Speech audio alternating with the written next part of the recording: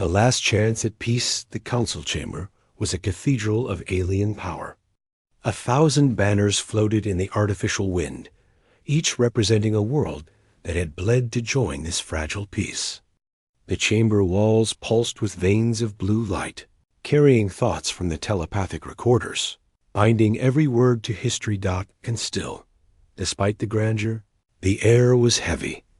They had been talking for 63 days. Talking while border worlds burned. Talking while refugees starved. Talking while fleets shadowed each other across starlands like predators circling prey. And now, silenced at the center of the hall, stood Talaris Vey, elder of the Serati Union. His carapace gleamed silver in the high light, and his voice was sharp as a blade.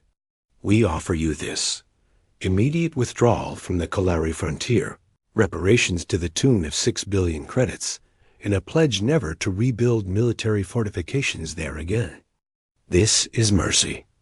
Accept it, or the war resumes. The chamber erupted. The Kalari delegation hissed, their pale tendrils whipping the air. Mercy? You starve our worlds and call it mercy? The Serati bared their mandibles. You brought this upon yourselves.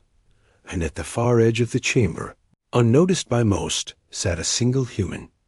Commander Nathan Howell kept his hands folded on the table. He wasn't officially here, not on record. Earth hadn't been invited to these peace talks. Humanity was new to the council, tolerated but not trusted. The Deathworlders, whose reputation made even predators uneasy. Nathan wasn't a diplomat. He wasn't even supposed to speak. His job was to watch, to learn, to report back. But as the shouts grew louder, as alien translators struggled to keep pace with the venom flung across the room, Nathan's jaw tightened. He'd seen this before on Earth, before the collapse. He knew the rhythm of failing talks. The council speaker, a feathered Etrellan, struck the staff against the floor. Order. There must be order. But there was no order. Delegates were leaving their seats, wings flaring, claws clicking, voices spitting hatred. The peace was crumbling right there in front of him. Nathan looked at the Kalari ambassador, thin, trembling, eyes wet. He looked at the Serati, already victorious in their arrogance. And he knew this wasn't negotiation. This was theater before the war resumed. Nathan rose to his feet. Dozens of alien eyes swiveled toward him in shock. A human daring to stand, daring to break protocol. Sit down, hissed the Etrellan speaker. Nathan ignored him. He spoke, voice calm but carrying. You're not here for peace. You're here to write the obituary of another war. The translators hesitated, then carried his words across the chamber. Ripples of confusion, anger, shock. The Serati elder sneered. The human speaks out of turn. Your species has no seat here. Nathan met his gaze. Maybe not. But I've buried friends because powerful people thought war was easier than compromise. I can smell the same rot here. Silence followed. Heavy, uneasy. Then the Kalari ambassador leaned forward. And what would you suggest, human? That we trust the Serati while they tighten the noose? Nathan's throat tightened. He had no miracle words, no perfect solution. Only the truth. Where I come from, he said, we learned peace doesn't come from threats. It comes when both sides are too tired of burying their dead. The chamber murmured. Some scoffed. Others stared with something like curiosity. But the Serati elder slammed his claws against the floor. Enough. This is pointless. The Union will not yield further.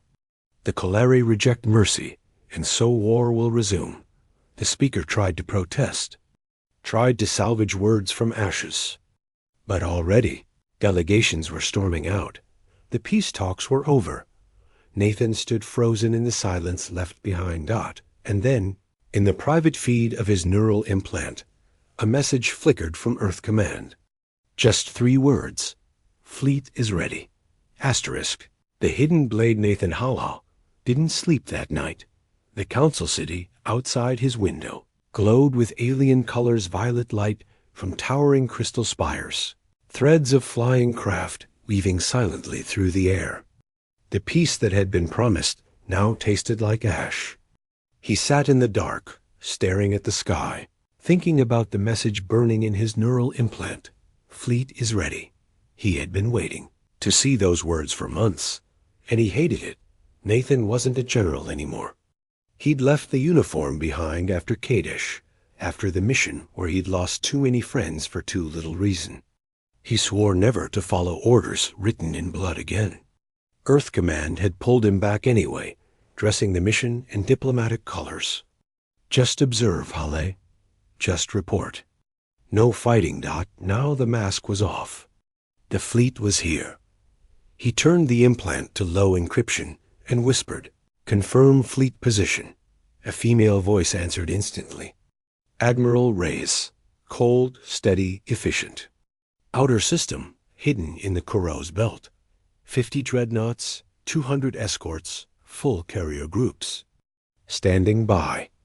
Nathan closed his eyes. 50 dreadnoughts.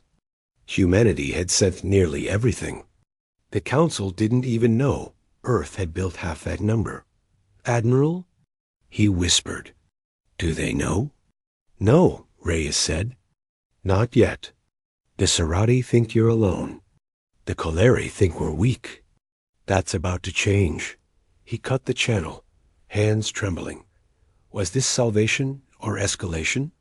The next morning, Nathan found someone waiting for him outside the council apartments. A tall Kalari woman, her translucent skin glowing faintly in the sunlight, stood wrapped in a ceremonial cloak. Her eyes, black pools with faint silver rings, watched him carefully. Commander Hal? She asked, voice musical, though rough at the edges from exhaustion. Yes, Nathan said. And you are? I am Sira Kelrin, daughter of the Kalari ambassador. He is unwell after yesterday. He asked me to speak with you. Nathan hesitated, then nodded. Together, they walked through the living streets of the council city. Plants grew through the pavement, bioluminescent vines wrapping around glowing pylons. Alien life interwoven with technology. Sira finally broke the silence. You shamed the Serati yesterday. Few would dare to speak as you did. Didn't do much good, Nathan muttered. The war's already started. Her gaze softened. Still, you spoke. That matters. The Coleri heard you. Nathan looked at her. She was young, maybe equivalent to a human in her late 20s, but her posture carried the weight of generations. Your people are the ones paying the price. My words don't change that. They might, she said quietly, if they come with more than words. Nathan stopped walking. What do you mean? Sira's silver-ringed eyes pierced him. I know your species better than most. The Council thinks humans are reckless predators. But I have studied Earth. I've read your history. You never arrive unprepared. Tell me, Commander, did you come here alone? The question hit like a blade. Nathan said nothing. Her tendrils shifted, betraying nervousness. My father believes your people have a fleet nearby. He believes that's why you dared speak yesterday. Tell me I am wrong. Nathan clenched his jaw. He couldn't confirm it, but lying outright would insult her intelligence. He chose silence. Sira exhaled slowly. Then there is hope. For if humanity has come to stand with us, the Serati will not find victory so easy. Nathan studied her. She wasn't afraid. She was relieved. You don't even know if we'll fight for you, he said. You already have, she answered simply. With your words. Asterisk that evening, Nathan joined the secure holobriefing with Admiral Reyes. Her image flickered above the table, short-cropped hair sharp against her severe face. The Serati fleets are on the move, she reported. Scouts confirm they've launched a strike group toward Kolari border stations. First blood will be drawn within 72 hours. Nathan frowned. And the Council? Will they intervene? Ray's expression darkened. They'll talk. They'll condemn. But the Kaleri don't have the numbers. By the time the Council agrees, Kaleri Prime will burn. Silence fell. The implication was clear. Nathan whispered. You're going to reveal the fleet. Rees nodded once. Yes, we didn't build dreadnoughts to hide forever. The question is whether we strike first or wait for the Kaleri to fall. Nathan felt his gut twist. Striking first meant being labeled aggressors. Waiting meant watching millions die. Reyes's eyes locked onto his. I want your recommendation. You've seen these people. You've been in the chamber. Do we wait, or do we make history? Nathan's throat tightened. He wasn't supposed to decide this. He wasn't supposed to be here at all. And yet, humanity's first step onto the galactic stage might rest on his answer. He remembered Syrah's face. The way she looked at him with desperate hope. Admiral, he said slowly, the galaxy thinks humans are predators. If we strike first, we'll prove them right. We wait, but we move the fleet closer. When the Serati strike, we'll be there. Not as conquerors, but as shields. Reyes studied him, then gave a sharp nod. Very well. Fleet will move into Kaleri space, dark and silent. The Serati won't know until it's too late. Nathan exhaled Shakily. The die was cast. Asterisk. That night, Nathan found Syrah again. She was sitting on the edge of a balcony, overlooking the glowing alien city. Your fleet, she said softly, not turning. It exists. Nathan leaned against the railing beside her. How do you know? Because you carry yourself differently today. With weight. With purpose. My people sense such things. He said nothing. She finally turned to him, silver-ringed eyes reflecting the city lights. Will you come when the Serati strike? Nathan looked back at her. Yes, we'll come. Asterisk. Her tendrils relaxed, trembling slightly. Relief. Gratitude. Maybe even something more. Then, she whispered, perhaps the galaxy will see humans not as predators, but as guardians. Nathan almost smiled. But then his implant pulsed again, urgent, sharp. A priority alert. Serati fleets detected. Jumping to Kaleri frontier. 48 hours until contact. The war was no longer coming. It was here. Asterisk. Fires on the frontier. The Kaleri frontier burned. Reports flooded into Nathan's implant as he rode a transport shuttle toward the outer gates of the Council City. Every channel screamed the same story. Serati fleets had struck without warning. Stations gone. Colonies burning. Refugees scattering like embers across the stars. Nathan's stomach turned as he scrolled through raw feeds. Distress calls from Kaleri civilians were coming in, voices breaking static-filled transmissions. A mother crying that her transport was sealed shut. A soldier whispering his last words before atmosphere vented. The Serati hadn't struck a single target. They were carving across the frontier. Like a blade through cloth. The shuttle descended toward the refugee sector, where panicked Kaleri flooded the streets. Thousands crammed together, parents clutching children, elderly leaning on staffs, the injured dragged on stretchers of woven biofiber. Their glowing skin shimmered under the harsh floodlights, a living sea of desperation. And through it all moved Syrah Kellrin. Nathan found her at the center of a chaos of voices. Speaking with authority she didn't look old enough to carry. Stay calm. The Council will send aid ships. The shelters will hold. You must. She caught sight of Nathan and faltered only for a heartbeat before turning back to the crowd. He moved toward her, shouldering through panicked Kaleri until they were face to face. You shouldn't be here, Nathan said. And you should? She shot back. My people are dying, Commander. If I can help them believe, then I'll stand here until my legs fail. Nathan scanned the sector. This wasn't a riot yet, but it was close. The council guards were outnumbered 50 to 1. Fear was tinder, and one spark would ignite it. He grabbed Sierra's arm. Then help me do more than talk. They worked until their throats were raw. Nathan commandeered council supply drones, forcing them into food distribution lines. He overrode shelter doors, cramming more Kalari inside than regulations allowed. And when a crowd threatened to crush itself against the gates, he climbed atop a transport crate and shouted until the mob froze. Listen to me. I know you're scared. I know you think you're alone. But you're not. I promise you, you are not. The Kalari stared, eyes wide, breaths ragged. He met Sierra's gaze, then said louder, My people are coming. The words rippled through the crowd like a current. Some gasped.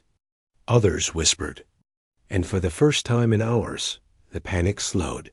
Sierra stepped forward, her voice clear. You heard him. Humanity stands with us. Hold fast, survive. We are not alone. And somehow, they believed her. Hours later, as the worst of the chaos subsided, Nathan and Sierra sat in the shadows of a cargo bay, exhaustion pressing down like lead. You lied, Sierra said softly, sipping water from a canteen. Nathan raised an eyebrow. About what? You told them your people were coming. But the fleet hasn't moved yet. Nathan leaned back against the crate, staring at the ceiling. They will. Sierra studied him for a long moment. You sound certain. He met her gaze. Because I know humans. When we say we'll stand, we stand. For the first time since he'd met her, Sierra smiled faintly. The next day, the Serati strike reached Kalari Outpost Erewhon, a mining colony orbiting a gas giant.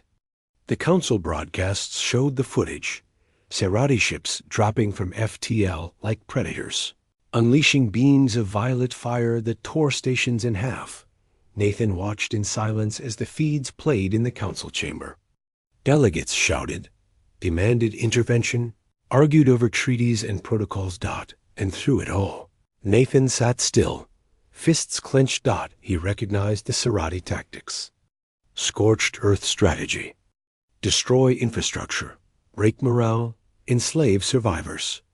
He'd seen it on Earth 100 years ago, during the collapse wars. History repeating itself, species after species. Finally, the Kalari ambassador rose, Sierra's father, pale and shaking but resolute. His voice broke as he addressed the chamber. My people are dying. If the council will not act, then we will remember your silence. And we will remember who chose to stand with us. His black eyes swept the chamber. Then they fell on Nathan. Every gaze followed. The human. The outsider. The death worlder. Nathan stood, pulse thundering in his ears. My people. He hesitated, then forced the words out. My people don't want war. We didn't come here to fight. But we won't watch children burn. If no one else will stop the Serati, we will. Gasps. Anger. Fear. The Serati elder rose, mandibles clicking furiously. You dare? You primitive carry-on feeders. Do you think your fragile ships can stand against the Union? Nathan met his gaze without flinching. Try us. Hours later, in the privacy of his quarters, Nathan connected to Admiral Reyes.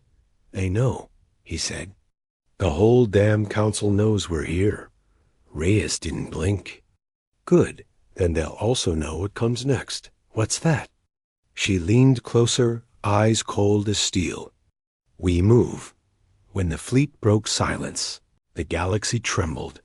Kalari sensors picked it up, first massive signatures, appearing in the dark between stars.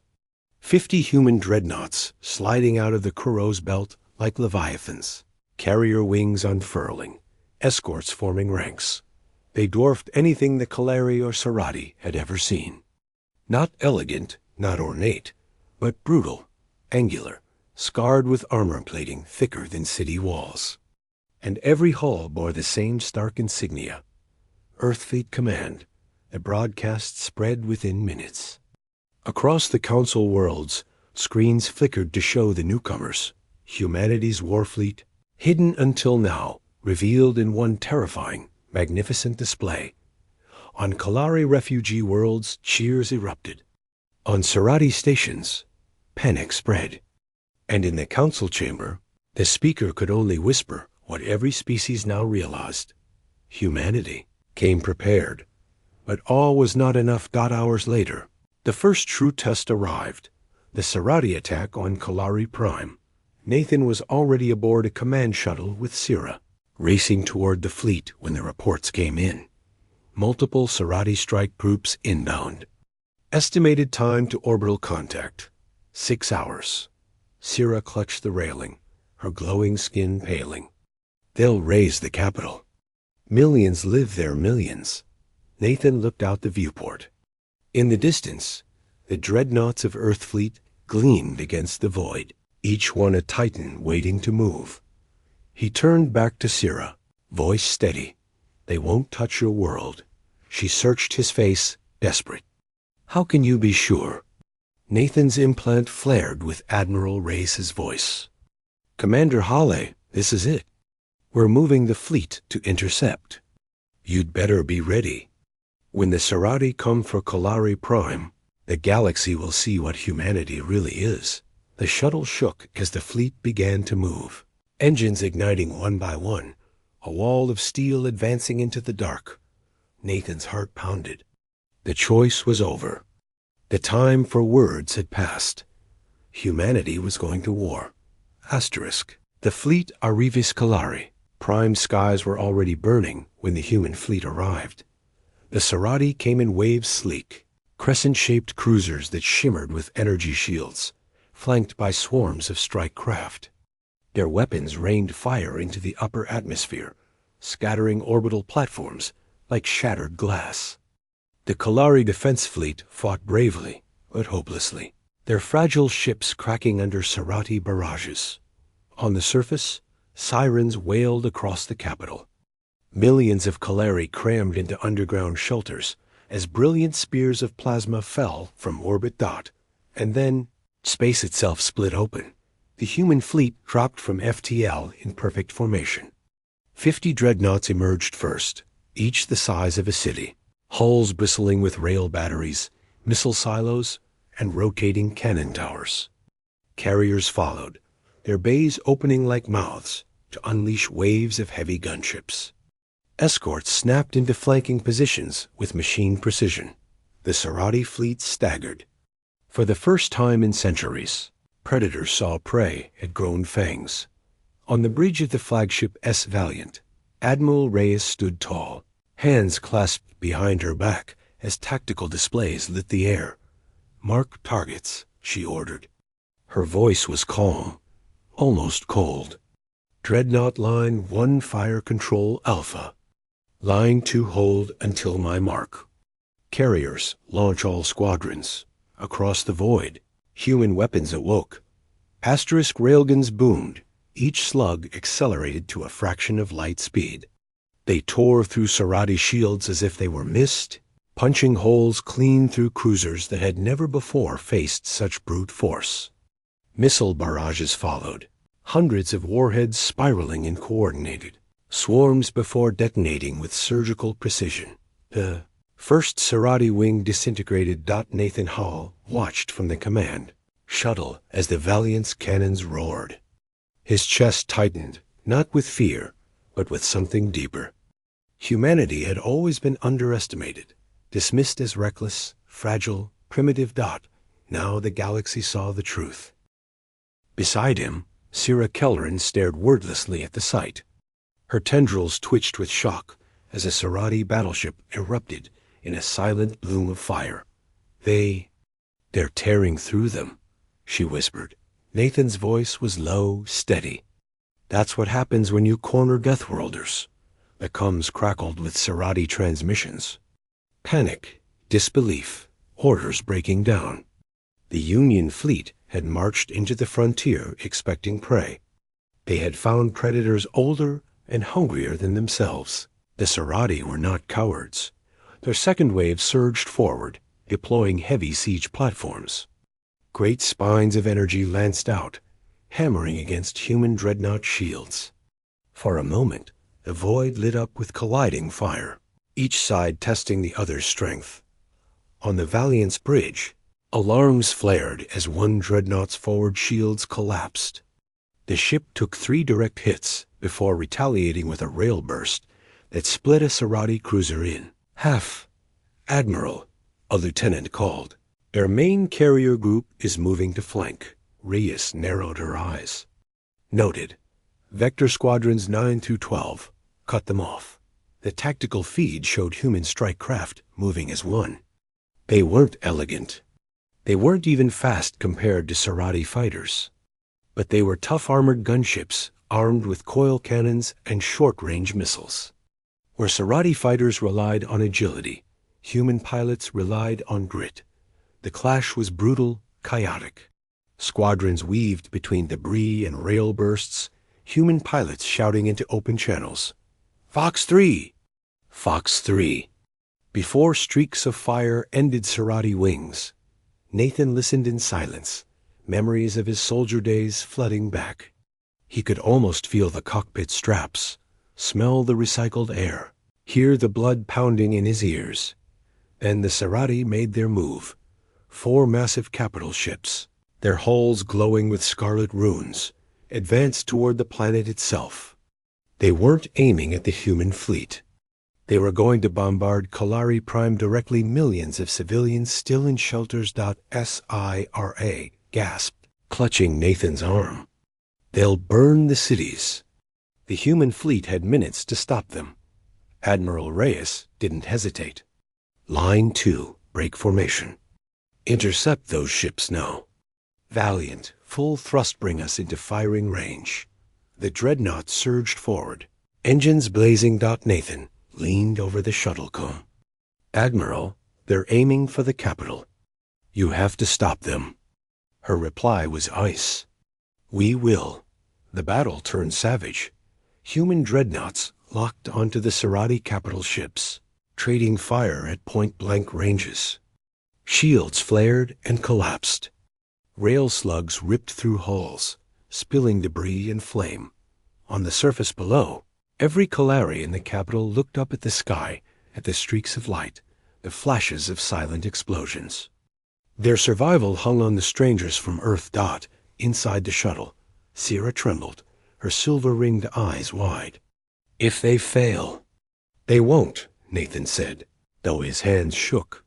The clash reached its peak as the Esis Valiant dove between 2 Serati ships, cannons blazing. A rail slug punched through one, detonating its reactor in a silent inferno. But the second lined up a shot at the planet below. Target locked planetary bombardment in 3, 2. On the Valiant's deck, alarm screamed. Reyes barked. "All batteries fire." The dreadnought unleashed everything. Railguns, missiles, coil batteries, an avalanche of firepower converged. The Serati ship's shields shattered, its hull cracked open, and a plume of molten metal spiraled into the void. The bombardment never came. On Calari Prime, millions cheered from their shelters, their cries echoing through the underground caverns. Humanity had stood between them and annihilation, but victory was not without cost. 3 human escorts were gone, dozens of pilots lost. 1 dreadnought vented atmosphere, flames flickering through the void. The fleet had taken its first wound, and still more Serati ships poured from FTL. Nathan's implant buzzed with Admiral Reyes' voice, sharp and clipped. "Commander Hall, get to the Valiant." "I need you here." Nathan frowned. "Why me?" Reyes' voice lowered. "Because the Serati just changed tactics. They're transmitting across open channels." "Not to us." The line crackled, then filled with the voice of the Serati elder himself. "Calari Prime is lost. Withdraw or burn with it." Reyes' gaze hardened. "They mean to force us into a ground war." Nathan felt the air leave his lungs. The Serati weren't done. They were coming. PLANETSIDE. Compassion in the fire Calari. Prime skies still glowed with streaks of fire when Nathan Hawley stepped onto the landing deck of the ESS Valiant. Around him, the ship roared with life crews hauling ammunition, medics rushing stretchers, pilots sprinting toward launch bays. Humanity's greatest fleet carrier was no longer a secret. It was the shield between a civilization and annihilation. And now, that shield had to descend into Hell. Admiral Reyes met Nathan at the command table. Her uniform was streaked with grime, her eyes red from sleeplessness, but her voice was still iron. The Sarati are landing ground forces across Kaleri Prime. We've identified at least 6 drop zones near population centers. Sierra Kelleran stood beside Nathan, tendrils trembling. They mean to occupy? To enslave? Reyes's jaw tightened. They'll burn resistance out of the cities, then chain the survivors. It's what they always do. Nathan clenched his fists. He knew that story too well. Reyes turned to him. We can't cover every landing zone. I need you on the ground, Commander. You know how to lead civilians under fire. You know how to make them believe. Nathan hesitated. He wasn't a soldier anymore. He wasn't supposed to fight, not after Kadesh.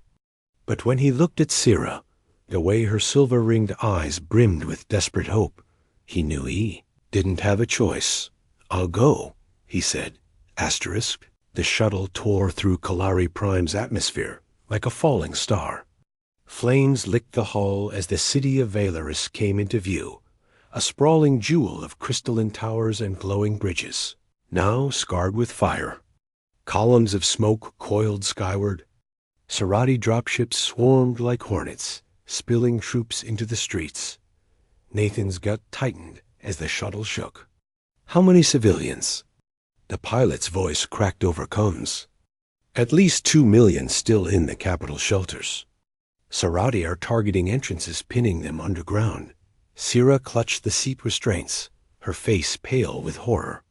They'll suffocate them. Nathan's eyes hardened. Not if we get there first. The shuttle slammed down onto a plaza, its ramp dropping even before the engines cooled. Nathan sprinted out with a squad of armored Marines at his side. Sierra followed, cloak whipping in the hot wind. The scene was chaos. Kaleri civilians fled in every direction, their glowing skin streaked with soot and blood. Sarati shock troops, tall and armored, stalked the streets with plasma rifles, dragging prisoners from hiding places. Asterisk. Nathan didn't hesitate. He raised his rifle and fired. The crack of coil rounds echoed through the plaza as the first Sarati fell. The Marines surged forward, shields flaring, weapons roaring. The crowd of Kaleri froze for a heartbeat, then erupted in cheers. Humans! Someone shouted. The humans came. The fight was brutal, close quarters. The Sarati were strong, disciplined, and unafraid of death. But the humans fought like demons. Marines laid down fire, covering civilians as they fled.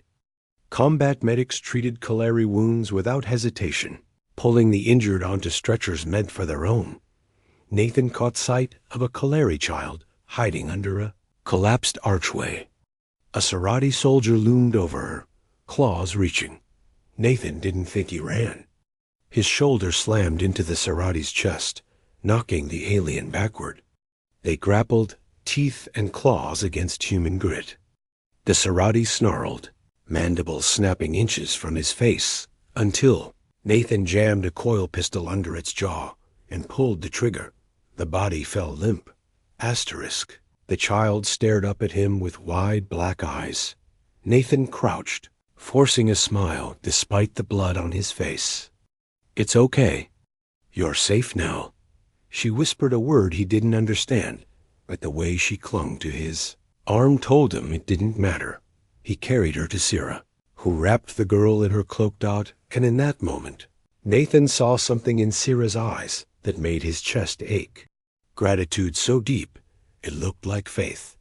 Hours passed in fire and smoke. The battle spread through the city street by street, tower by tower. Humanity fought not as conquerors, but as guardians. Marines cleared buildings, not just of enemies but of civilians, guiding them to safe zones. Medics worked on Kalari and human wounded side by side. Pilots strafed Sarati lines, not to destroy cities, but to buy civilians time to escape. The galaxy had seen wars before, but never like this.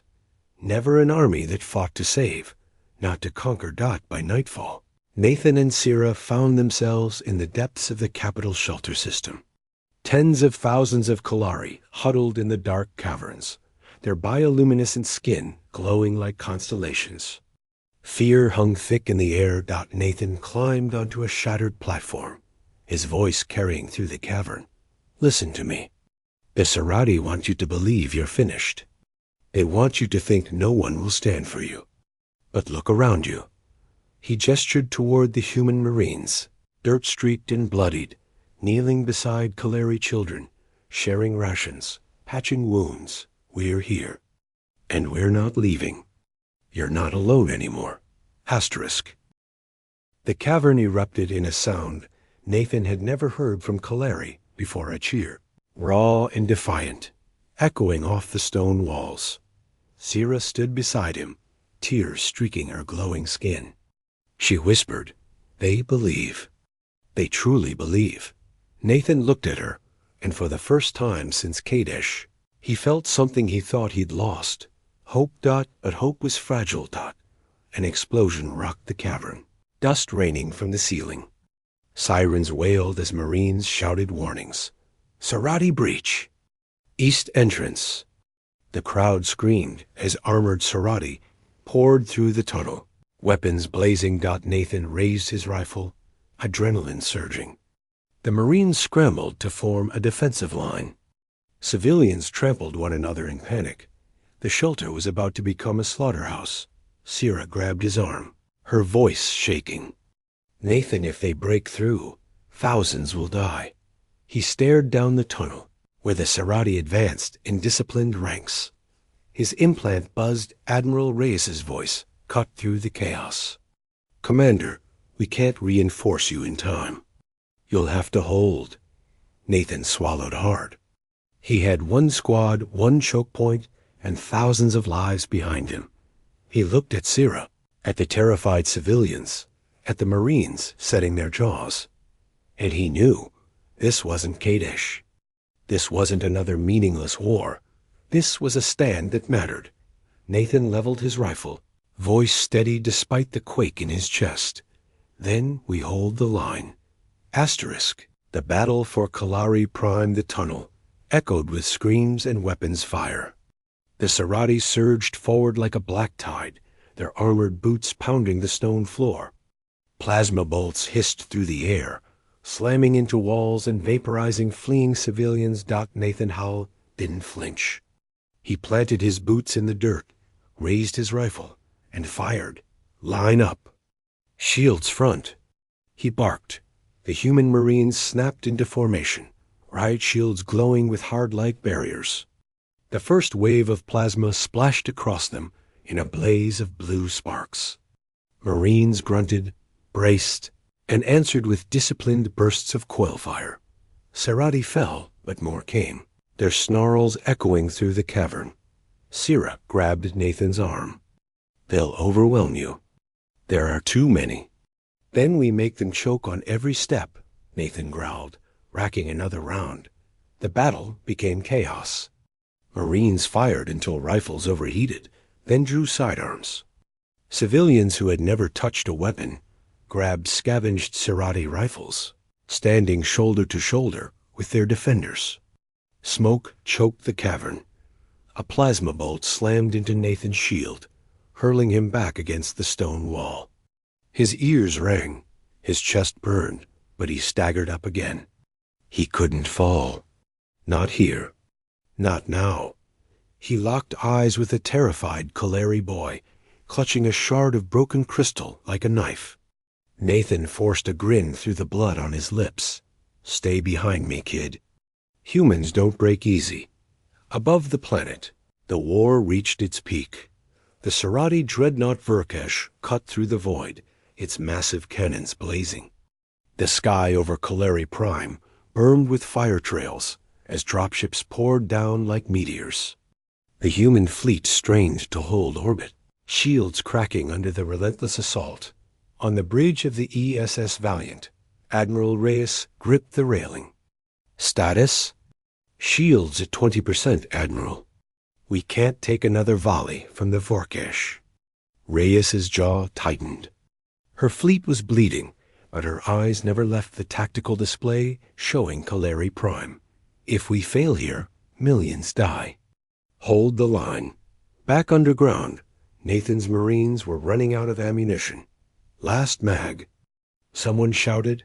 Nathan's heart sank. He scanned the tunnel. Serati bodies were piled high, but still they came marching through fire, relentless, monstrous. One Marine, a young woman barely 20, dropped her empty rifle. Instead of retreating, she pulled a combat knife and stood firm. Nathan's throat tightened. That was the human way.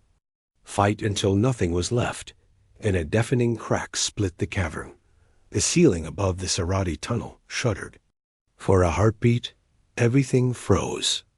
Then the stone gave way, collapsing in a thunderous avalanche. Dust and fire swallowed the Serati line.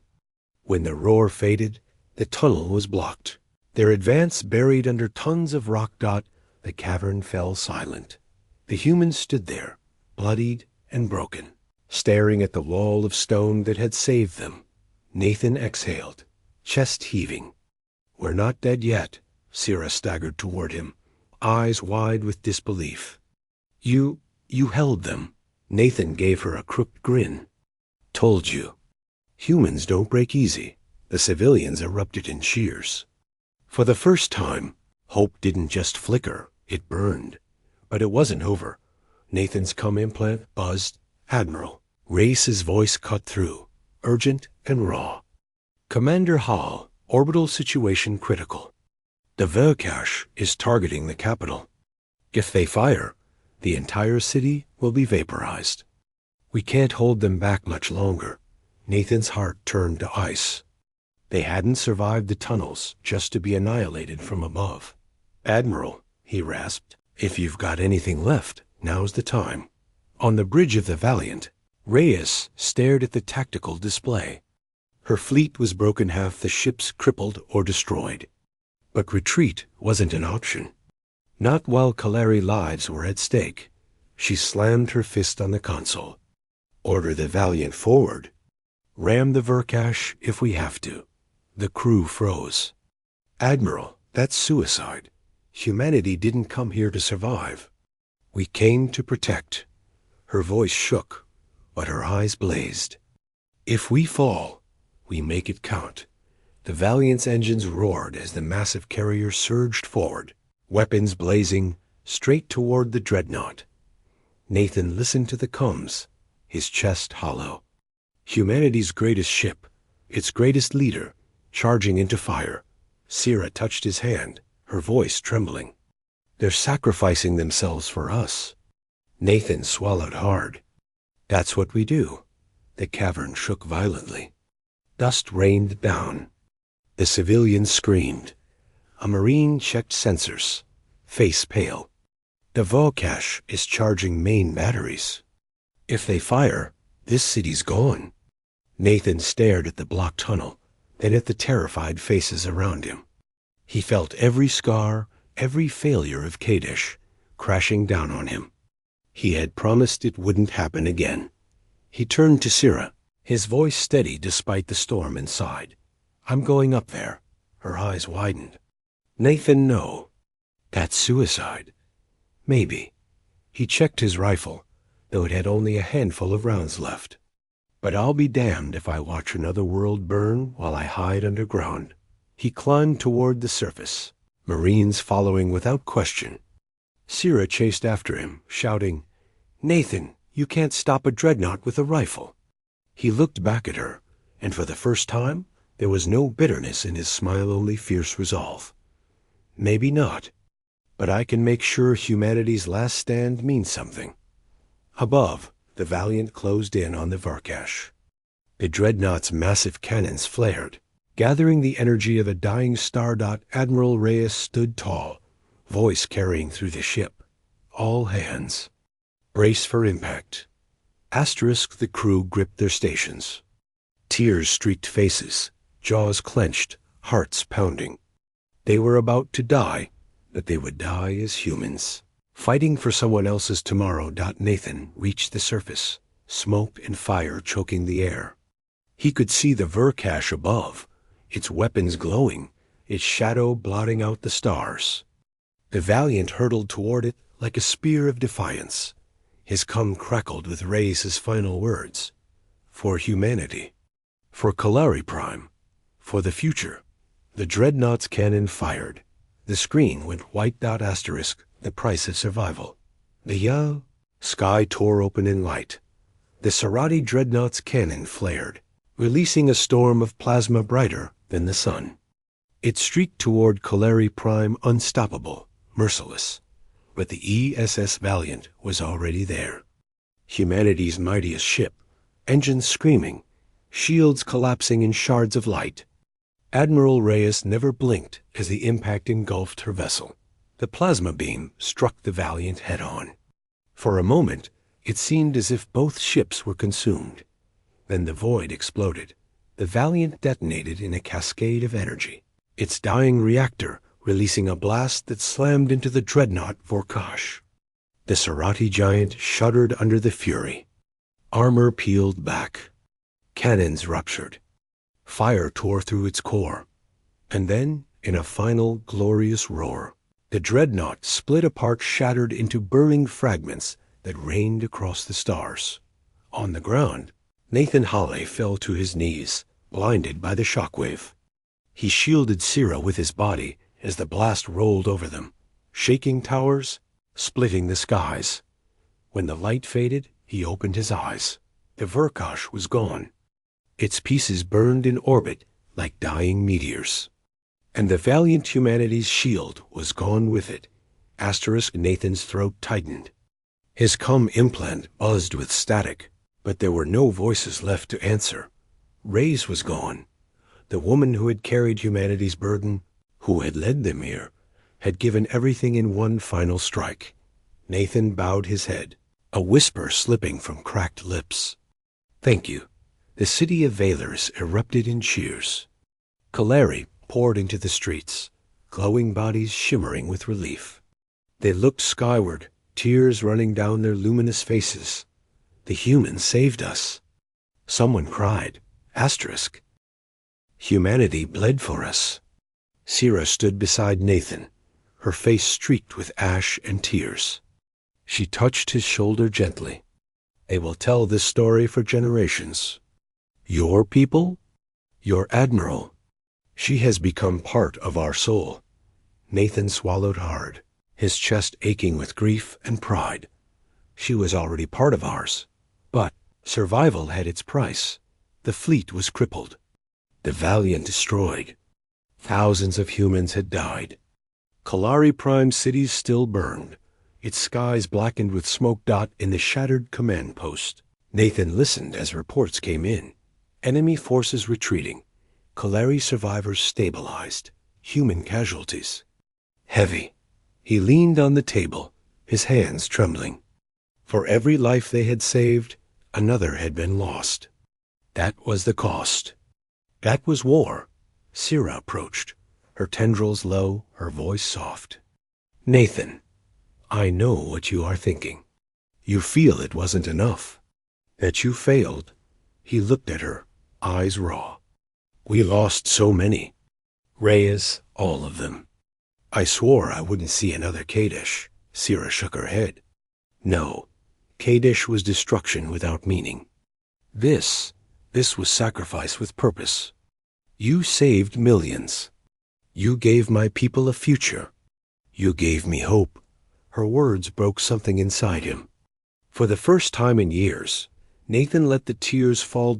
In the days that followed, Kalari Prime became a different world. Human engineers worked beside Kalari artisans to rebuild shattered towers. Marines helped clear rubble, teaching children games to calm their fear. Medics opened clinics in the shelters, refusing to leave until every wounded alien was treated. The Kalari watched in wonder. Never had another species fought for them like this. Never had warriors come not as conquerors, but as protectors. Nathan became a symbol without wanting to be. Everywhere he went, Kalari whispered his name. They called him the human who stood in the dark. It made him uncomfortable. He wasn't a hero. He was just a man trying to make sure no one else felt the helplessness he once had. But when he saw the smiles of Kalari children, alive because of what humanity had done, he let himself believe just a little. Then the council came. A fleet of alien envoys arrived, their banners flying. They had ignored Kalari pleas for help before. Now they came, drawn by the scent of survival and by the undeniable proof of humanity's power. The High Council, chamber filled with representatives, voices rising in debate. Some praised humanity's courage. Others whispered fear of the Deathworlder's strength. Nathan stood at the edge of the chamber, silent, his uniform still scorched, his hands still raw. He hated politics. He hated the hypocrisy of those who had done nothing while innocents burned. But when they demanded humanity withdraw, when they accused humans of destabilizing the balance, Nathan couldn't stay silent. He stepped forward, his voice echoing across the chamber. You speak of balance while we bury our dead. You speak of order while children choke in smoke. Humanity didn't come here for power. We didn't come here for glory. We came because someone called for help, and no one else answered. Chamber fell into stunned silence. Nathan's eyes burned as he swept his gaze across them. If that frightens you, so be it. But understand this. Humanity will not stand by while the strong prey on the weak. We will not turn away from those who need us. If that makes us dangerous, then maybe the galaxy needs a little danger. Gasps echoed through the hall. Some envoys looked outraged. Others, thoughtful. Sira stepped forward beside him, lifting her chin proudly. I am Kalari. My people live because of the humans. If they are dangerous, then I will gladly walk beside danger. For danger saved us when the galaxy abandoned us. The chamber erupted in noise. But in the storm of voices, a seed had been planted. A truth no one could unhear. That night, Nathan stood on a balcony overlooking the city. Fires still burned in the distance, but stars shone through the smoke. The people sang below songs of grief, of survival, of defiance.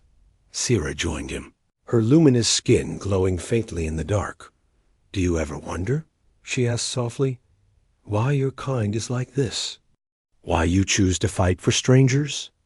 Nathan thought of Reyes, of the Marines in the tunnels, of the girl he had carried from the rubble. He thought of Earth, broken but unbowed. He exhaled. Because we know what it's like to be afraid, to be small, to be ignored. And we swore we wouldn't let anyone else face that alone. Sira's eyes shimmered. Then perhaps the galaxy has finally found what it needs most. The wind carried the sound of celebration, of mourning, of rebirth. Nathan looked out across Kalari Prime, his heart heavy but alive. Humanity had paid in blood. They had lost ships, friends, leaders. But in return, they had gained something far greater, that they had gained trust. They had gained a place in the galaxy's story, not as conquerors, not as monsters, but as guardians. And Nathan knew, deep down, that this was only the beginning. The Sarati would return. Others would rise. The galaxy would test humanity again and again. But when that day came, they would remember Kalari Prime. They would remember that when peace failed and the galaxy despaired, humanity showed up with a fleet, asterisk,